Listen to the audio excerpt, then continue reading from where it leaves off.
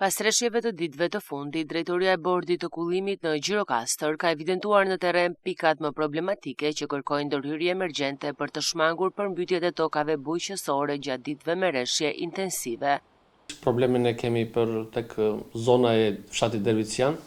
Kërkohet të bëhet një mbrojtje nga ana e Lumidrino, ke një fermeri që ka mbjell pemë frutore dhe rrezikohet dhe ka grirje të tokës së tij. Po ashtu kemi për të ndërhyrë në tregun agroshqimor, në krau i djathi rrjedhës së Lumidrino, është një gjatësi rreth 300 metra linearës, i cili dhe ai kërkon rehabilitim.